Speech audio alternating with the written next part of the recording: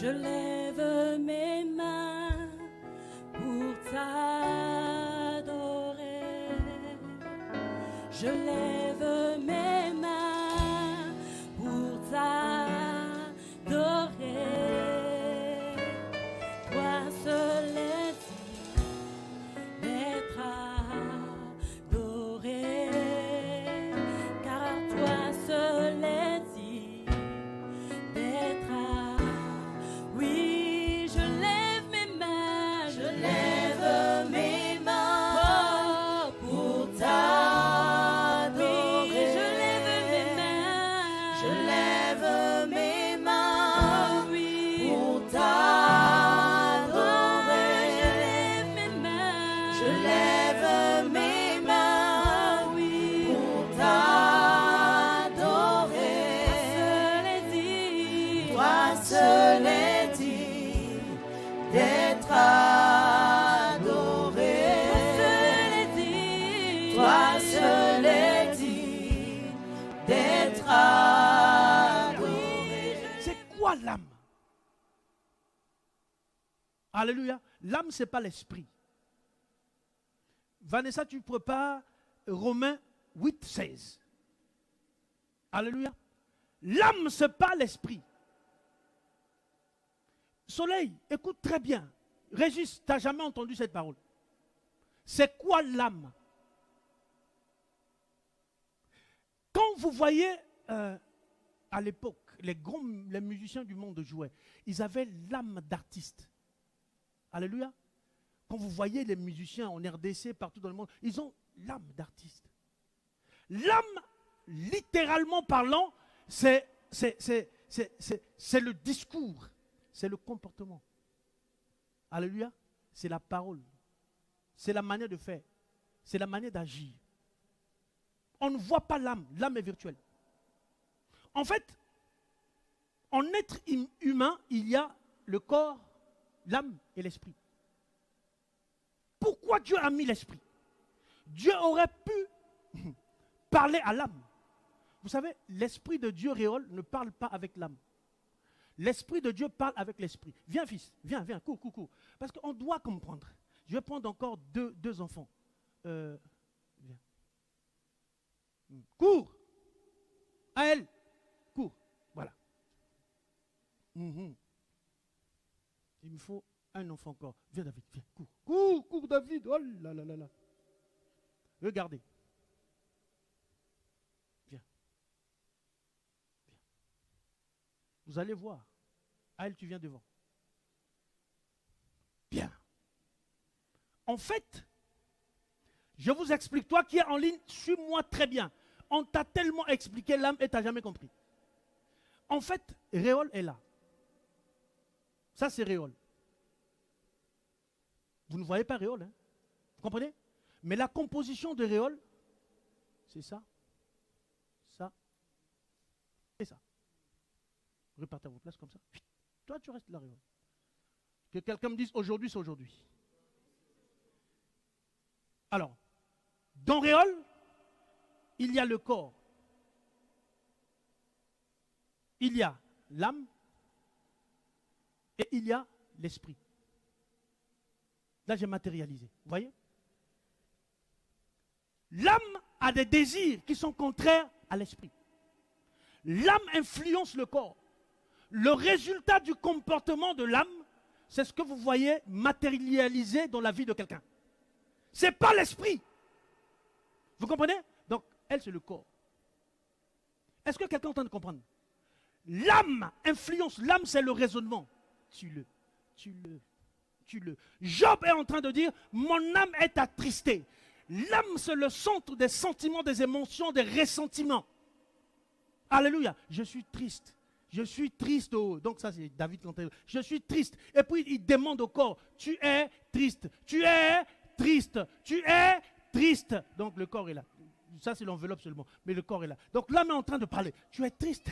Tu es triste. Et le corps le manifeste. Vous voyez? Tu es dépressif. C'est pas bon ce qu'on t'a fait. Tu sais, quand tu étais jeune, hein, tu avais beaucoup d'argent. maman Louise ne peut plus te parler comme ça. Parce que toi, tu n'es pas n'importe qui, tu dois agir quand même. Vas-y, agis, agis. Et l'esprit est étonné. L'esprit, c'est quoi? C'est la matière virtuelle, invisible, impalpable, incolore, inodore, que Dieu aura mis comme point de contact pour communiquer avec tout cela. Je suis en train d'expliquer quelque chose. Alléluia. Le seul point, Dieu ne communique pas avec eux là. Dieu a mis l'esprit dans le corps et l'âme pour que ça soit un point de contact. Regardez, quand l'esprit est connecté à Dieu, l'esprit c'est le maître de l'âme. L'esprit commande l'âme et l'âme commande le corps. C'est-à-dire que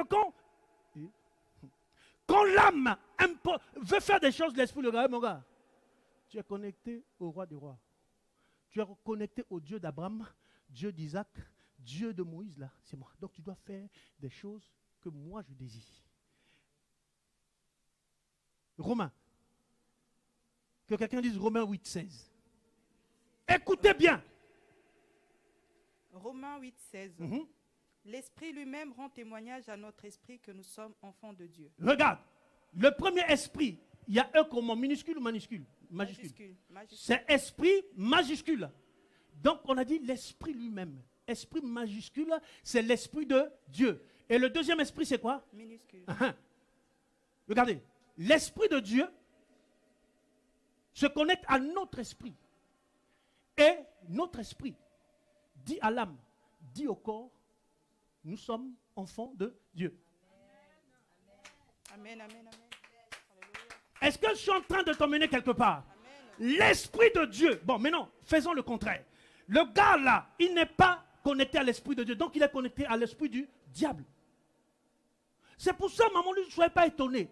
Quelqu'un qui est chrétien, mais des habitudes bizarres. Quelqu'un qui est chrétien qui s'entend seulement avec le pasteur. Quelqu'un qui est chrétien qui s'entend seulement avec Mercia. Quelqu'un qui est chrétien, mais il a des problèmes d'humeur. Tu ne peux pas gérer ça.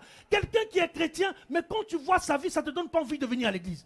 Mais quand l'église est vide, ce n'est pas la faute des païens qui ne veulent pas écouter. C'est la faute de nous-mêmes. Notre âme est connectée à un mauvais esprit, alimenté par ce mauvais esprit-là qui lui donne des directions. Vas-y, fais ceci, aie-le, fais cela. C'est normal.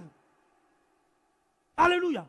Ce n'est pas pour rien que la Bible dit, ça c'est schématisé, hein, offrez vos corps comme des sacrifices vivants, agréables à Dieu. Tu offres d'abord ton corps. Parce que quand ton corps est offert, l'âme va donner des ordres, mais à un corps qui est offert. Alléluia.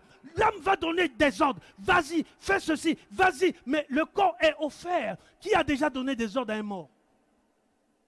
La Bible dit, comme vous êtes dans le Seigneur, vous mourrez avec le Seigneur.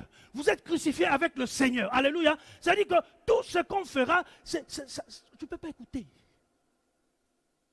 Alléluia. Le corps est déjà offert. Je suis restauré, guéri, quand ton onction m'envahit. Mon âme est rafraîchie, quand ton onction m'envahit.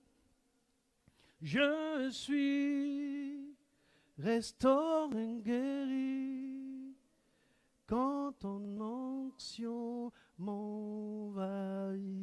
L'âme, c'est le centre de tous les sentiments, Mercia. C'est l'âme qui va te dire, tu es dégoûté de la vie. Je suis dégoûté de la vie. Je ne me marie pas depuis des années. Là, j'en peux plus. Job a dit, mon âme est dégoûtée de la vie. Alléluia. Je donnerai cours à ma plaine. C'est Job qui dit, Job, il se plaint, mon âme est dégoûtée, mon âme est dégoûtée. C'est le sentiment, je suis découragé, c'est l'âme qui n'est pas guérie. Je suis fatigué, c'est l'âme qui n'est pas guérie. C'est-à-dire que chrétien 6 mois, païen 2 mois, c'est ton âme qui n'est pas guérie. Chrétien 2 mois, païen 3 mois et je reviendrai encore. C'est ton âme qui... Traitons d'abord le problème d'âme. C'est l'âme d'abord. C'est-à-dire que ton âme est en train de recevoir d'autres ordres. Ton âme est en train de recevoir les ordres qui viennent d'un esprit. Peut-être que toi, tu n'as pas cherché cet esprit, mais non, mais il y a des siècles, des années, tes parents ont fait des sacrifices. Ils t'ont sacrifié. Mais non, cet esprit-là doit dicter des choses à ton âme. Ton âme n'est pas guérie. Ton âme doit être guérie. L'âme, ce n'est pas l'esprit. Dieu ne parle pas à ton âme. Dieu ne parle pas à l'âme. Dieu parle à l'esprit. La Bible dit, Dieu est esprit. Ceux qui l'adorent doivent l'adorer en esprit et en vérité. Tout ce que Dieu fait est contraire à l'âme. Tout ce que Dieu fait est contraire. Les désirs sont contraires à ceux de l'esprit. Tout esprit, ça, mettons église, mettons un focus, mettons un grand paquet de travail sur l'âme. On doit traiter d'abord l'âme. Traitons l'âme. Louisa, avec les enfants, traite l'âme des enfants. Le discours doit changer. Alléluia. Traitons l'âme. Les responsables, faites attention avec des gens qui arrivent nouvellement à l'église. L'âme, pas l'esprit. Soyez pas impressionnés, je parle en langue 1000 fois. Non. L'apôtre Paul dit, je parle en langue plus que tout le monde ici. Alléluia. Les démons parlent aussi en langue, maman. Les démons étaient anges avant. Alléluia. Moi, quelle que soit la durée de mon séjour en Europe, je n'oublierai pas Lingala. Alléluia. Dieu efface la mémoire des humains et des anges quand quelqu'un meurt. C'est dans Hébreu. Il met tout ce que tu as dans la mémoire à l'oubli. Mais Dieu n'a pas tué les gens. Il les a jetés. Les autres sont tombés dans l'eau, dans la forêt, dans les vallées, dans machin. Donc ils connaissent la langue. C'est-à-dire que tu peux parler la langue. Le démon, si elle a entendu, oui, Maya, Kabo, Rabasha. Oui, c'est leur langue. Alléluia. Guérissons notre âme. Laisse-moi lire ma parole. Comme ça, on va faire autre chose. Alléluia. L'âme de quelqu'un va être guérie. L'âme de quelqu'un va être guérie. L'âme de quelqu'un va être guérie. Vous savez, il y a beaucoup de personnes qui ont fonctionné comme ça pendant des années. Ils ne savaient pas que je dois d'abord traiter âme. Tout n'est pas esprit. Hein? L'esprit ne communique pas, l'esprit de Dieu ne communique pas avec ton âme. C'est ton esprit qui communique avec l'esprit de Dieu. C'est écrit. Romains 8, 16. Alléluia. Il n'y a nulle part écrit dans la Bible, Dieu communique avec ton âme, vous faites des choses. Non. L'esprit de Dieu communique avec mon esprit. C'est pour ça qu'on doit... Passons du temps à éduquer l'âme. Notre Dieu, dans toute l'histoire de la Bible, quand Dieu se vante de lui-même, il dit, je suis le Dieu d'Abraham, d'Isaac et de Jacob. C'est moi qui t'ai délivré en Égypte et je t'ai fait traverser la mer. Je t'ai ramené dans le désert. Et je t'ai fait traverser le Jourdain. Alléluia. Qui a compris? Alléluia. Toutes les fois, quand il y a un problème, Dieu rappelle ça. Bon. Regardez. Quand on a chassé Lucifer, il est descendu avec les anges. Les anges, c'est l'armée de Dieu. Alléluia. Aujourd'hui, là, les soldats, un soldat qui a combattu ou bien qui a œuvré pour le président Mobutu ou qui que ce soit, est toujours soldat dans l'âme. Il a vu comment ça marche. Il connaît les techniques, il est informé. Vous comprenez? Si il s'organise avec les anciens copains, ça devient une milice. Une milice fait tomber un pays. Vous comprenez ça? Et la plupart des milices, c'est les retraités militaires. Ils se voient là-bas, vas-y, fais ça, la technique, c'est ça, technique du combat, toi tu fais ça, vous comprenez? Mais non. Vous savez, tout pouvoir, je le dis doucement sans crier, parce que c'est très sérieux. Tout pouvoir peut être déifié. Tout pouvoir peut être déifié. Un démon a un pouvoir maléfique. Il veut être déifié. Dans le monde de la démonologie, on verra ça en 2022, c'est un monde sauvage. C'est le plus fort qui gagne. C'est comme des animaux. C'est-à-dire que, Mercia, si tu as un démon, tu n'as pas, hein, parce que ici, moi, je vois clair. Si tu as un démon de parler en langue, non, en disant un démon de sida. Alléluia. Et moi, j'ai 10 démons. Et que je suis pasteur. Alléluia. J'ai dit, cette sœur, Parce que les démons, ils soufflent. Il n'y a pas plus informé que le démon. Je suis en train d'éclairer quelqu'un. Hein. Vous allez voir comment les gens ils opèrent. Il y a un démon qui va dire, la sœur là-bas, oui, il y a un démon sur elle. Il s'appelle Sida. Il va avancer. Il va dire, toi, tu as le démon qui s'appelle Sida. Viens ici, on va te délivrer. Et au nom de Jésus, que mon Dieu, il ne dit pas le Dieu d'Abraham, d'Isaac, qui t'a fait travailler, il dit que mon Dieu te délivre. Et ça a changé le discours des églises. Le Dieu de mon père, le Dieu de mon papa. Mais tu ne sais pas c'est quel le Dieu. En fait, quand les 10 démons viennent avec lui, il prend ton démon de sida là, on le tape et à l'instant tu es guéri. Tu n'es pas guéri, tu es soigné. Parce qu'eux vont réquisitionner ce démon-là, ils le mettent dans leur cage. Ou bien tu commences à nous servir, sinon on va commencer à te taper toute la vie. Le démon a dit oui, je deviens votre gars. Ouais. Je suis devenu votre gars à vous. On va opérer ensemble. Le Dieu que nous devons servir, c'est le Dieu d'Abraham, le Dieu d'Isaac, le Dieu de Jacob, celui qui a fait sortir l'Israël en Égypte, qui a traversé la mer Rouge, qui a dit aux Égyptiens, vous resterez 40 ans dans le désert et vous allez marcher. À chaque fois que vous marchez, vous allez conquérir des villes. Mais quand je verrai un défaut, vous aurez une punition de 40 ans. Quand ils ont déconné, Dieu a dit non. Écoutez, toute cette génération-là, personne ne rentrera dans le pays, dans Canaan. C'est pour ça, quand ils ont traversé dans le Canaan, on a été obligé de reconsacrer tout le monde. Que quelqu'un dise, faites attention aux délivrances. Faites attention. Viens, je t'impose les mains. Viens, oui, je suis en train de démasquer des plans qui ne sont jamais démasqués dans l'église. Et non déplaise à qui que ce soit, Dieu va prendre contrôle. Jésus va régner, la parole va arriver jusqu'aux extrémités de la terre. Que tu sois le plus grand sorcier de l'Afrique, que tu sois le manipulateur, que tu sois, je ne sais pas qui là. Ici, on parle de Jésus.